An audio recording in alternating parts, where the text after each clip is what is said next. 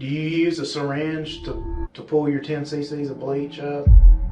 Sometimes I do when I can't find the little medicines cups. This is 34-year-old Kimberly Clark Sines, a licensed vocational nurse who took the Nightingale Pledge to care for her patients. But when deaths at her dialysis clinic began to rise at an alarming rate, investigators discovered the problem wasn't medical, it was criminal. We're all trying to figure out, why there's been this sudden spike in events. I know I'm new. I've only been here 8 months. And in those 8 months, 5 patients were dead and 5 more left critically ill, each with traces of bleach found in their bloodlines and IV ports. Yet Kimberly still believed she could walk away untouched. Kimberly's motive was darker than anyone could have imagined, and when it surfaced, it sent shockwaves through the entire community. It all started quietly around the beginning of the year 2008, with a few unexplained medical emergencies surfacing at the DaVita Dialysis Clinic in Lufkin, Texas. But over the course of just a few months, something disturbing began to unfold. Patients who had been stable for years suddenly went into cardiac arrest. They would arrive for routine dialysis and end up being rushed to the emergency room, or worse, be declared dead. The number of emergency transports skyrocketed, and so did the death toll. In fact, between December 2007 and April 2008, 5 patients died, and at least 5 more were critically injured under highly suspicious circumstances. At first, no one could explain the surge, but nurses and staff began whispering, and eventually, 2 eyewitnesses, patients Linda Hall and Lurleen Hamilton, came forward. They claimed they had seen Kimberly Clark Sines, a nurse at the clinic, draw bleach into a syringe and inject it directly into patients' dialysis ports.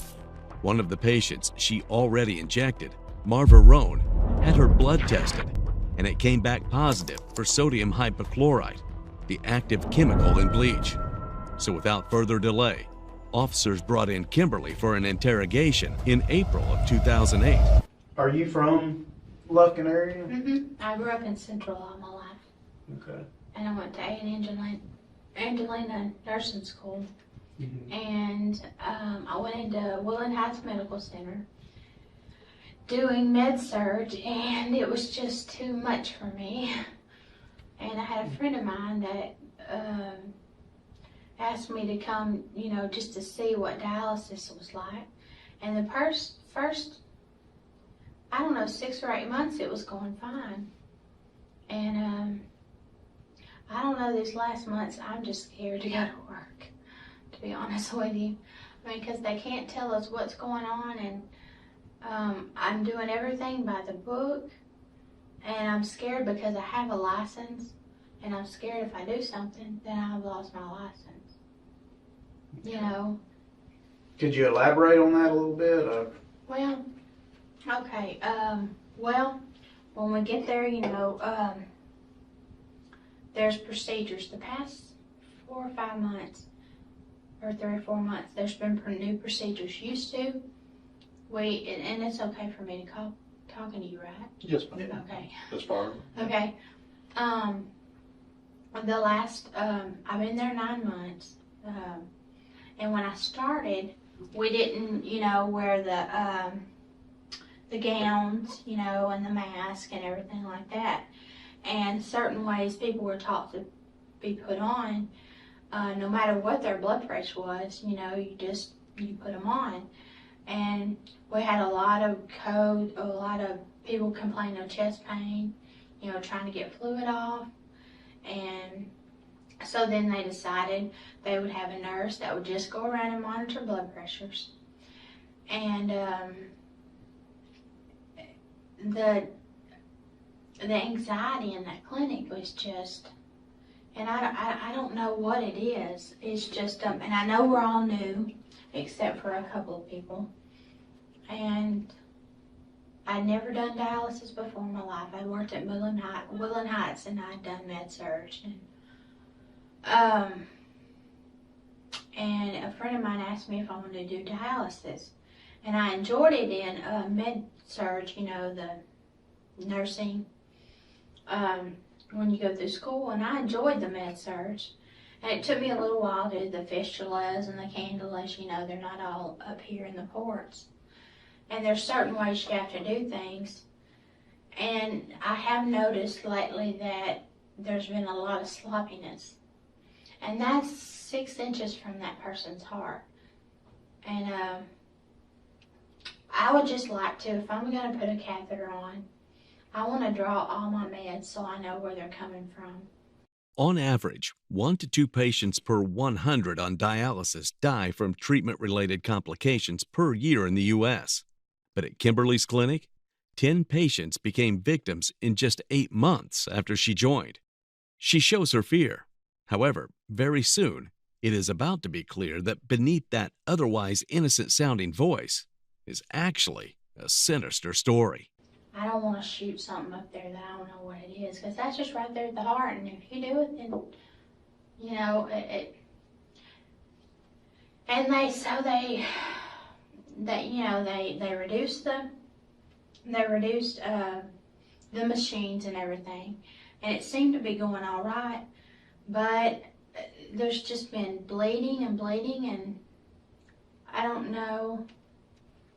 You know, we keep sending to hospital for bleeding, or their access tore, and I don't know if we need a new, my preceptor quit like about 6 months ago, and we don't have a preceptor, so. Okay.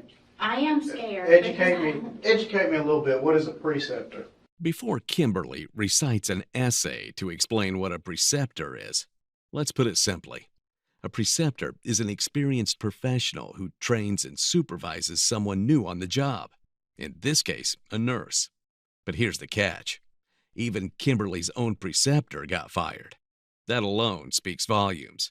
And now, this extremely educated nurse is about to share her insights on how the patients at her clinic suddenly started dying at alarming rates.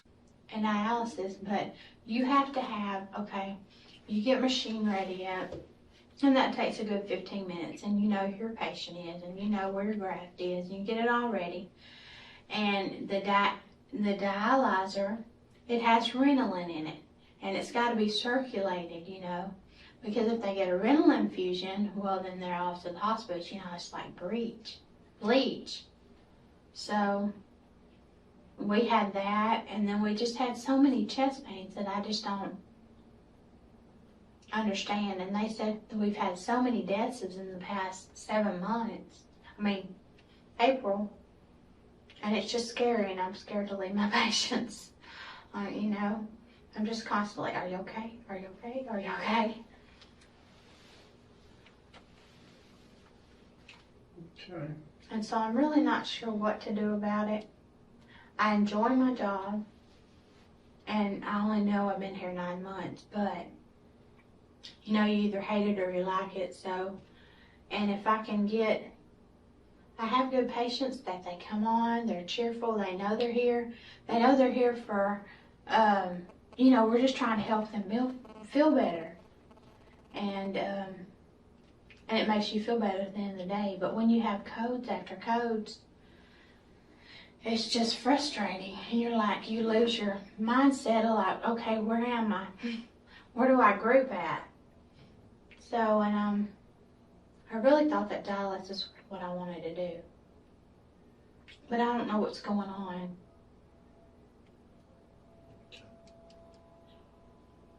I don't know if it's in the water system. I don't know if it's in...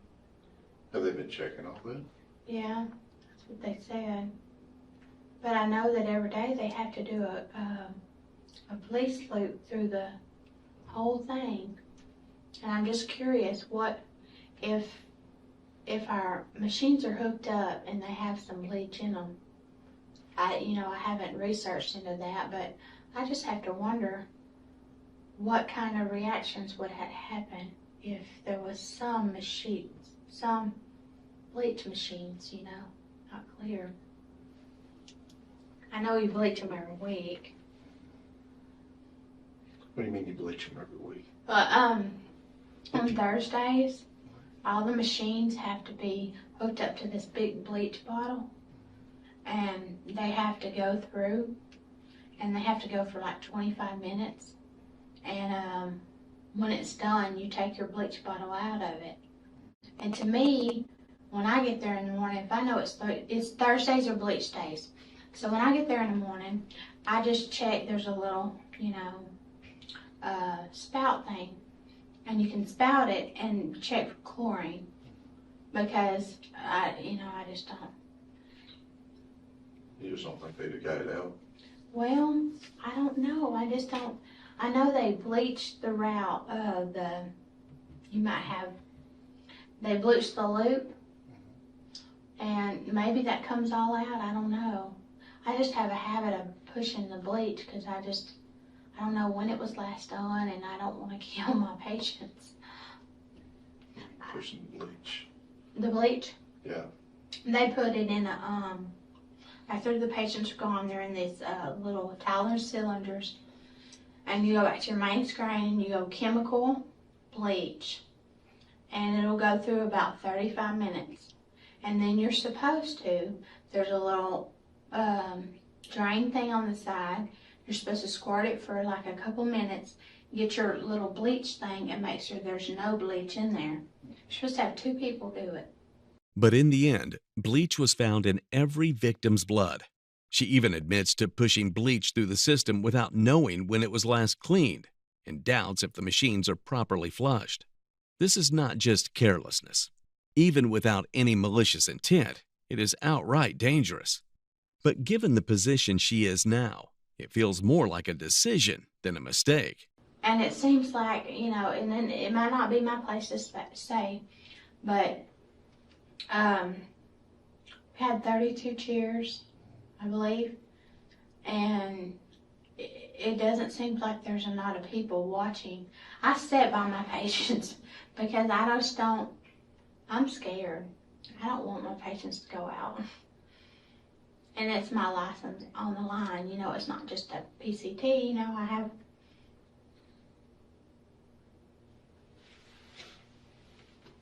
Okay.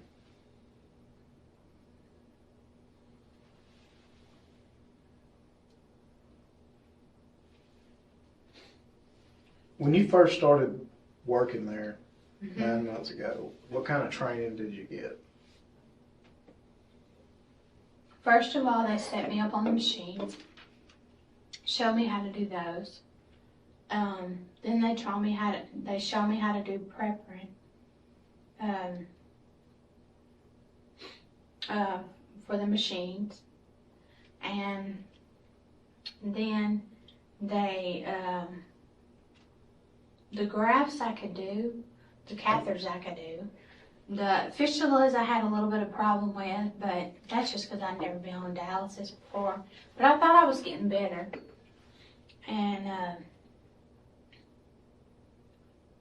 the only thing that I noticed, and this is not to be a tattletale or nothing like that, but there's certain ways to take your needles out. And that little thumb thing, if you'll pull it all the way,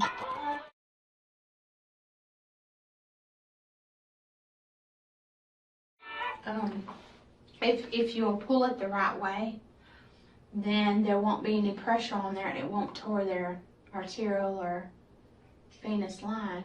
But I have seen patients, just gauze it and then yank it, keeping pressure on it. So, and I don't know if that has anything to do with arterial, with bleeding.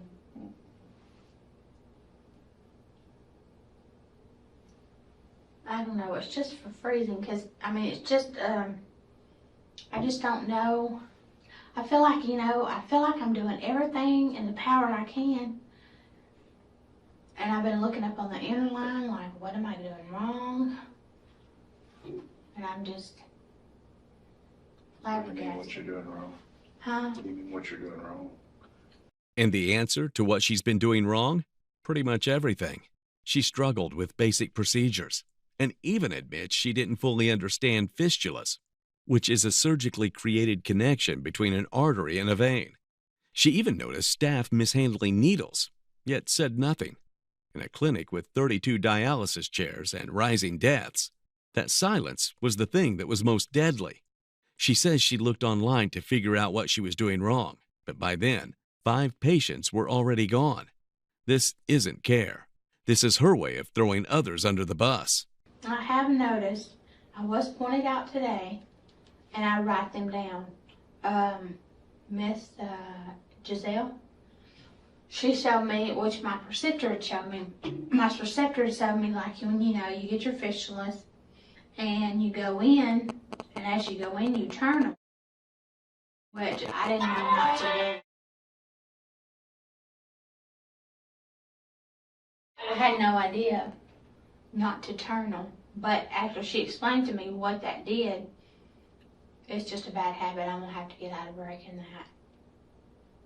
But that was not actually all of it.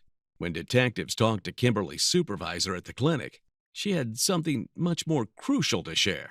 I spoke to Giselle Fournette and just told her to watch that sharps container, not to let anybody buy it. She said, okay. I knew that Kim was having a bad day from that morning, so I used that as my opportunity to go back and talk to her and just let her know that since you're having a bad day, to go home. When I was walking off the floor, I found Kim at the nurse's station around Yasmin's area.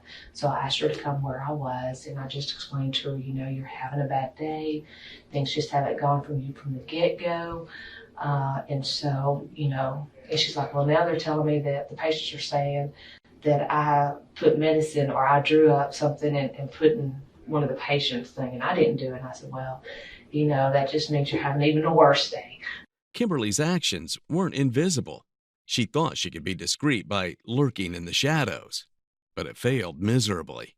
Even patients would see what she was doing, and that raised alarms around the clinic. But now, Kimberly, with her innocent voice and a phone that never stops ringing, goes ahead to say things that one would only expect in a thriller movie. Did anything happen yesterday out of the ordinary? The only thing I noticed, like on my side and Christy's side, Miss Roan's venous chamber was clotting off. I mean, it had big clots in it. And asked her if she felt okay. She said okay, so I gave her a little bit of saline to try to get that. It was like a monstrous clot in there. I don't know if it had to do with our changes of our heparins or, because we did change our heparins. And tomorrow didn't seem to be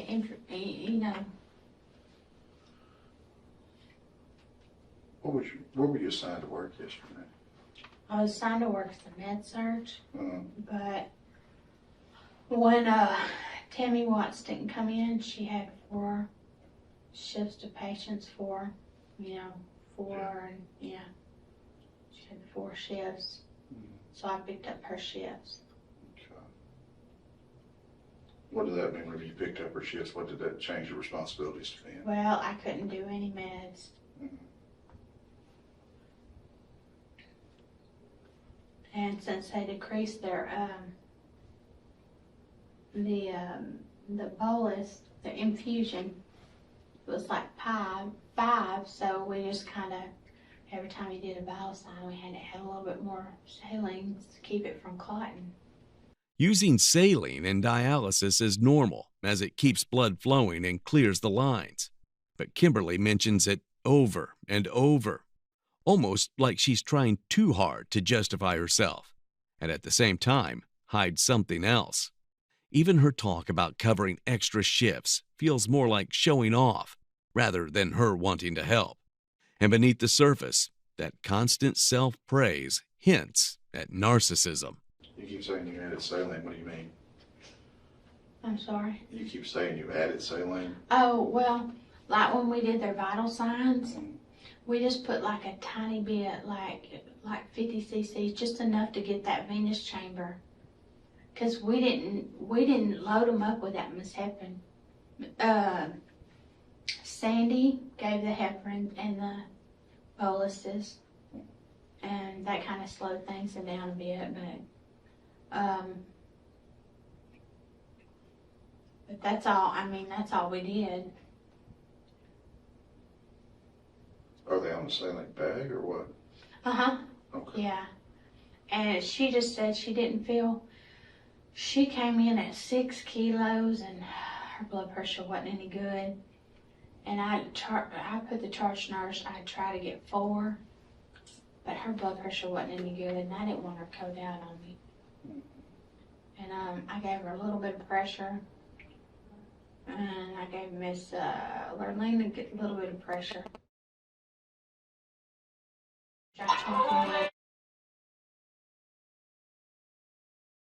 While she stays glued to her phone, let's clear a few things. As a nurse, Kimberly's job was to help patients safely get through dialysis, checking vitals, following rules, and preventing mistakes. But under her watch, things started going wrong. Patients were getting sick, confusion spread, and somehow Kimberly's name kept surfacing. Whether it was covering shifts, handling saline, or cleaning equipment, she was always there. What she doesn't realize is that she is not just some vague suspect. She has been brought in because of several witnesses' accounts, and her supervisor is about to testify to that. So I went, and the first person I approached was Lurleen Hamilton. And I grabbed a chair, sat down, got on her level, sat up close to her so I could have a private conversation and just reassure what's going on, what can I do to help, and, what do you need to tell me? I understand you're upset. Ms. Hamilton said, I cannot believe what I just saw. And I said, well, tell me what you saw earlier, what's going on. And she's like, I saw that nurse over there, the one with the ponytail, the one with Kim. I said, yes, ma'am, Miss Kim Delvian. She says, yes. She goes, I saw her draw up some of that Clorox. She kept insisting that it was Clorox. I saw her drop that Clorox and she went and injected it in that patient over there. And Miss Rowan, I said, which one? And she said, Miss Rowan's chair, she got sick a while ago too. And it wasn't long after she injected that. And I said, okay. And she said, and then she went and she put it in that sharps container over there by the patient on the end. She didn't bring it, and maybe she walked over there and then she came back over here and she kept really looking around, acting like she was real nervous. And she didn't bring it over here, but she walked way back over there and put the needle in that container. I said, okay, we're going to be okay. You're going to be okay. She will not come take you off. I'll get someone else over here to take over this road. It's clear that Kimberly was behind all the incidents at the clinic, but it's still a matter of confusion if Kimberly was just really bad at her job, or was she trying to do something intentionally? And if all this was intentional, and if there was no clear motive, then the only thing left to do was ask her the simplest question. Kim, do you have any type of medical problems yourself? No, I do take depression once a day. Mm-hmm. I take Cymbalta once a day. Cymbalta? Uh-huh. They put me on that 6 weeks ago. Okay. Do you take any other medication or anything? Mm-mm. Okay.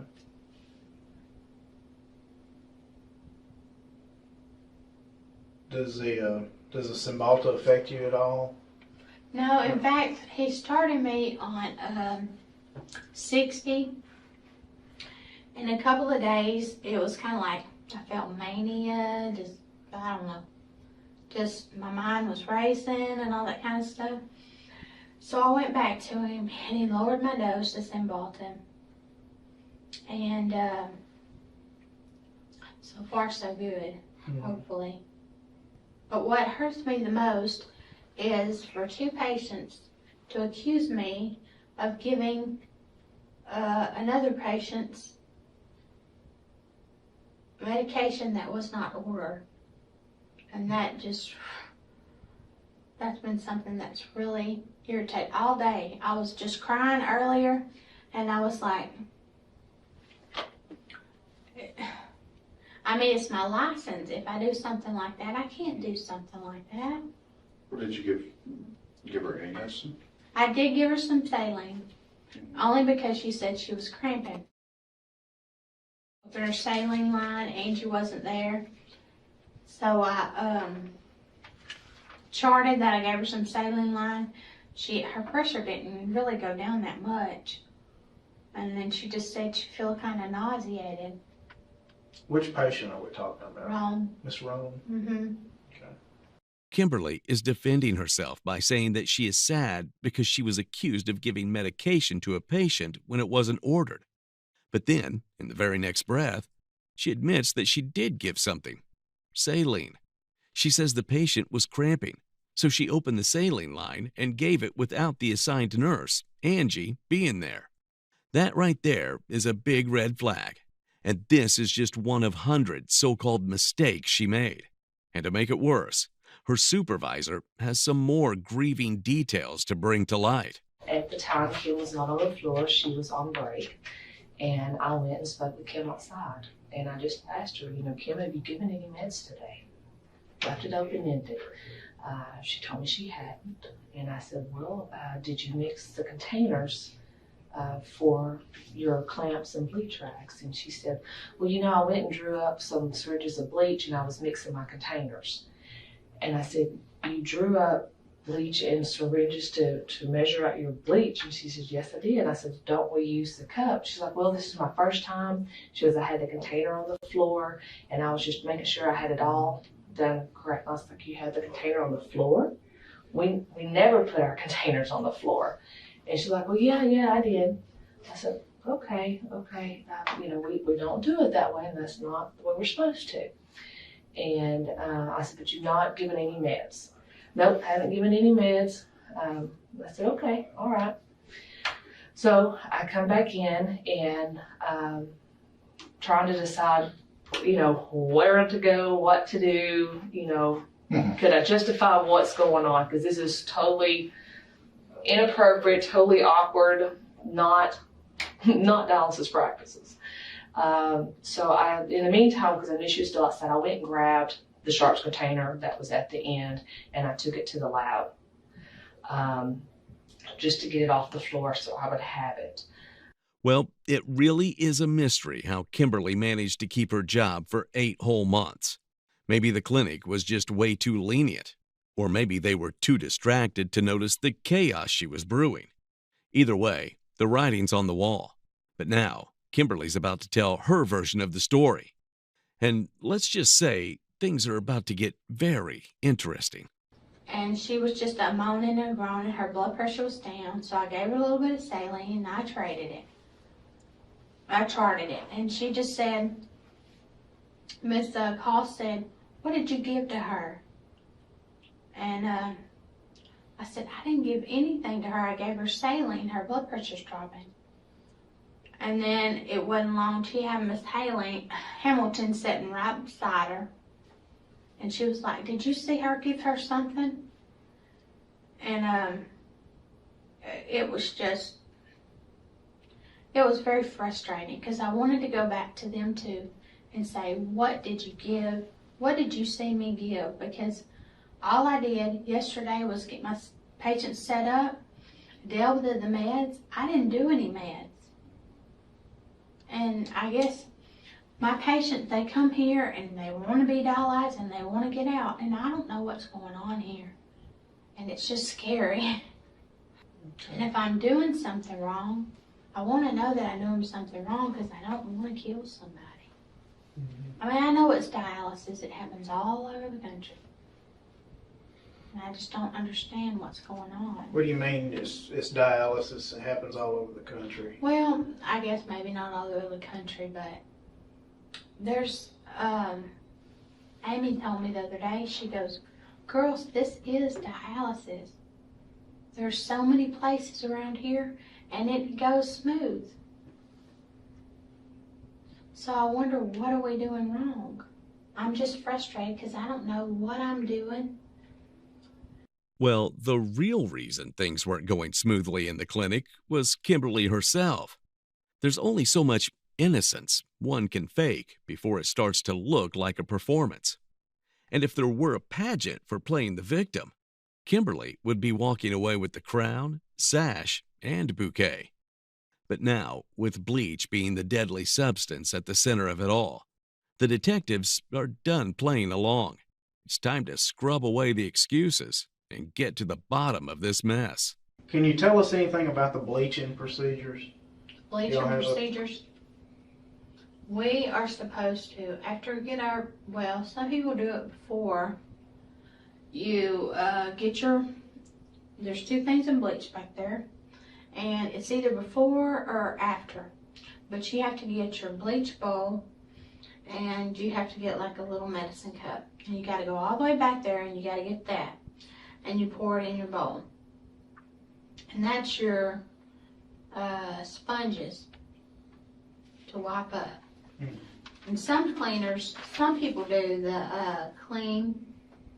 So I asked Angie, I said, you know, will you go get my clamps? Nobody left me in the clamps before. They were all just kind of hanging up there. And so when she went back there, she got me some clamps. And I just pulled them all off of there. And I don't know if it was just a complete anxiety, which is that's what Tammy told me. But it's just very frustrating because I've been here 9 months and I think I know what to do, but I sure as heck don't want lives hanging on my shoulders and my license. I don't want lives hanging on my shoulders, says the same person who has been a nurse for 4 years. Also, by bringing up anxiety and saying it was Tammy who pointed it out, she is trying to blame her actions on stress. She doesn't want to admit doing anything serious, and instead wants to look careless, not dangerous. But this shows that she understands exactly what she did. This is not a beginner making small mistakes. This is an experienced nurse who knew the procedures. One mistake is possible, but repeated mistakes are not. Her real motive is still unknown, but it is only a matter of time before it is revealed. But before they come to any conclusion, they need intricate details, and they get their initial answers from Kimberly's supervisor once again. So, you know what, why don't you go into the house? Because I just, you know, you're having a bad day. We'll start again fresh in the morning and we'll do that. And she's like, that sounds great. And so she left my building. From there, I proceeded on to where Giselle was guarding my sharps container. And I laid out blue pads, which are chuck pads. They're plastic on the bottom and cotton on top, so they're absorbent. And then I opened up the sharps container. Giselle had another sharps container with her that, from my knowledge, Yasmin had brought to her. So we opened up both the sharps containers in 2 different piles and poured them out. And there were several syringes in there. There were EPO syringes. There were fistula needles in there, and then there was a couple of 10 cc syringes. There's a couple that actually had blood in them where they actually pulled out when they're putting on a catheter patient. You have to pull back 3 cc's of blood before you hook them up to pull that heparin out. So anyway, so there's a couple of syringes. I went and got bleach residual strips, and it has a little pad on it that you actually put a solution on, and it'll change colors if there's bleach present. I tested a couple of the EPO syringes and there was no bleach present. Then I found a syringe one of the syringes that had the blood in it and tested it, and there was no bleach present.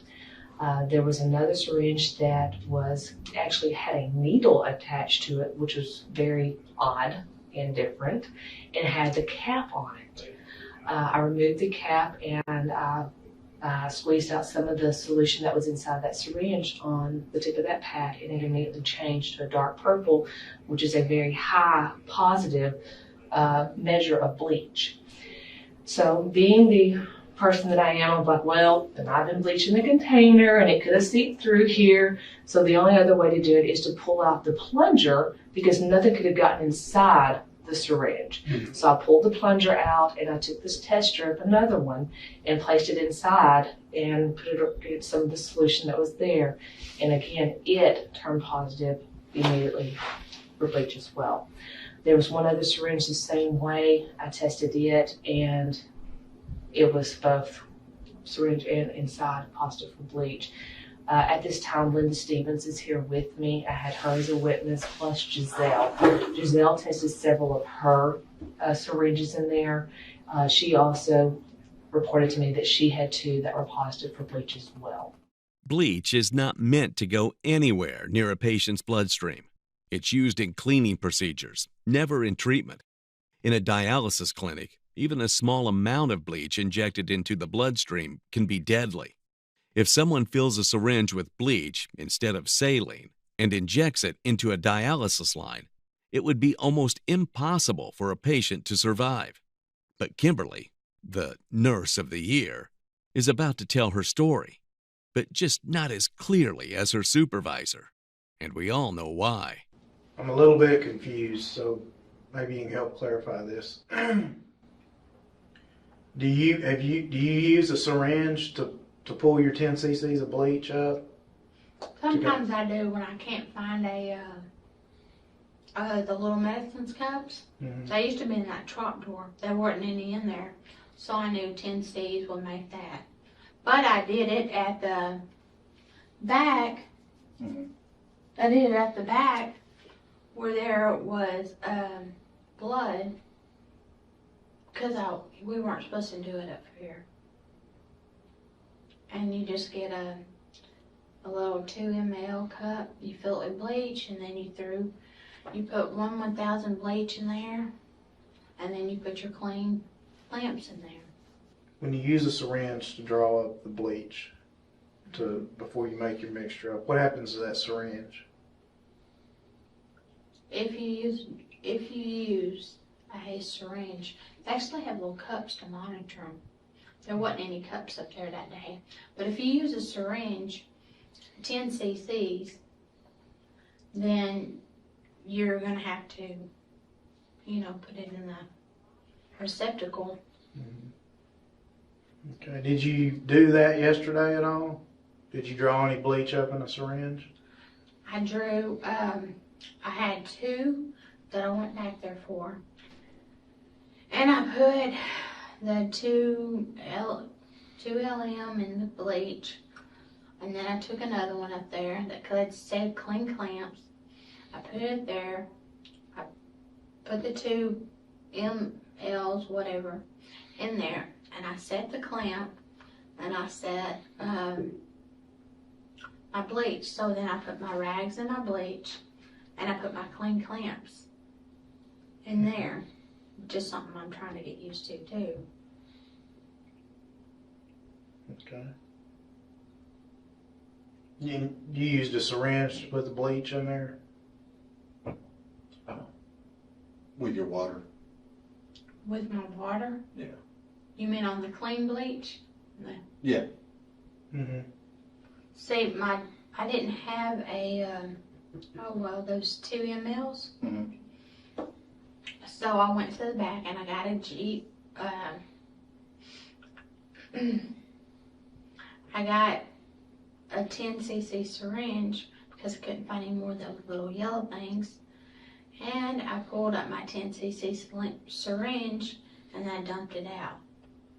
And I discarded the 10 cc syringe because we were out of those little cuppy things. Using a syringe instead of measuring cups to pull bleach is like using a snake instead of a scarf.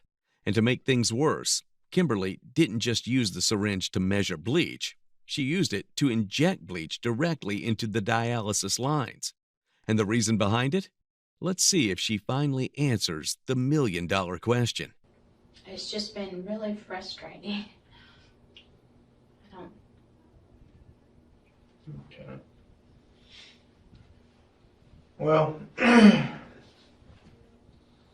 we're all trying to figure out, why there's been this sudden spike in events, over the past month or so. Do you have any theories or any ideas what's causing all this? Well, I know I'm new. I've only been here 8 months. But I just wonder about the blood pressures, when they come in and they're really high. I get so scared they're going to stroke out. And it's just scary. I didn't know dialysis was going to be like this. The first few weeks, it seemed to go okay. You might have a bleeder or 2, but having triage every day is just, and I keep going over and over in my head, my books, and trying to figure out what have I done wrong.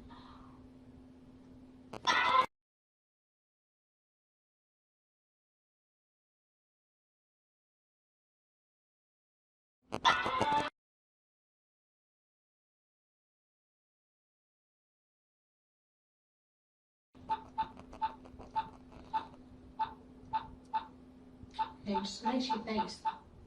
It's so hard because you think, what am I doing wrong?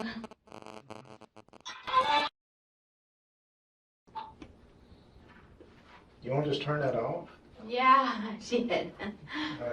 Unfortunately, the officers just got to hear her ringtone a couple more times with no confession or explanation behind the murders.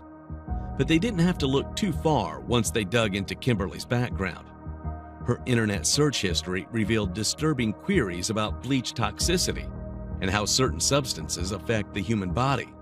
A chilling clue that confirmed this wasn't just a series of innocent mistakes. On top of that, Kimberly had recently been demoted at work, something she was clearly bitter about. She had even been overheard expressing her frustration toward the patients, calling them annoying and burdensome. All of this began to paint a much darker picture. Kimberly wasn't just overwhelmed. She was angry, resentful, and even vengeful. But killing so many patients for a small reason doesn't seem to fit well. It raises a question. Did Kimberly actually do it out of anger? Or was there something wrong with her mentally? Kimberly Sines was tried in Angelina County, Texas, in March through April of 2012, convicted of capital murder and aggravated assault for injecting bleach into dialysis patients. The prosecution was eligible to seek the death penalty, but they did not push for it.